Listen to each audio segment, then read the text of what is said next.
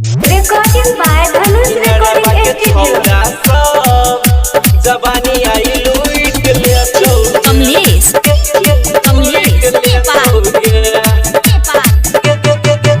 क्या इनरबा के छौड़ा अच्छा एल छे नाच त सही नाच बेसी भाव नहीं ख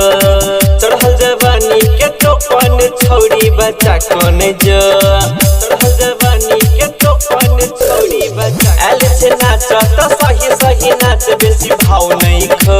अच्छा चढ़ल जवानी के टोपन छौड़ी बच्चा कोन ज बच्चा कोन ज बच्चा कोन ज हमर मान छौड़ी बात किया देखाबै छ दांत सब ट्वीट जे तोगे इनरबा के छौड़ा सब जवानी आई लूट ले तोगे इनरबा के छौड़ा सब जवानी आई लूट ले तोगे इनरबा के छौड़ा सब जवानी आई लूट ले तोगे इनरबा के छौड़ा सब जवानी आई लूट ले तोगे तू मंगे पानी सब हम हजारी देबो हम गाँव के निशानी कौन बाली देबो हम गाँव के निशानी कौन बाली देबो तू मंगे पानी सब हम हजारी देबो हम गाँव के निशानी कौन बाली देबो कौन बाली अच्छा। देबो तोहर ठोर चॉकलेट सब छौड़ा पगलेट आई चूइस ले तोगे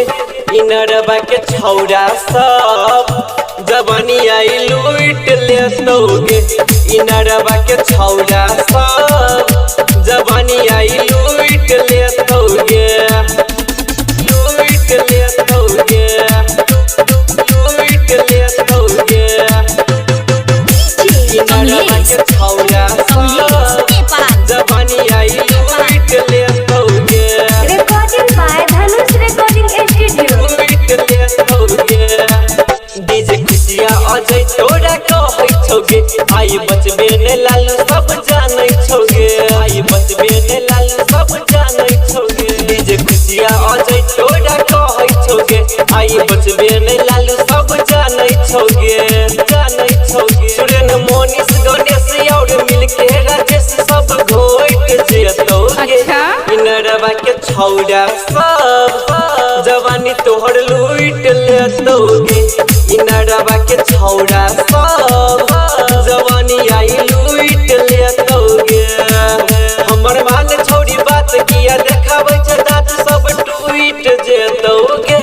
इनरबा के छौड़ा सब जवानी आई लूट ले तोगे इनरबा के छौड़ा सब जवानी आई लूट ले तोगे बुझले कि और कहियो।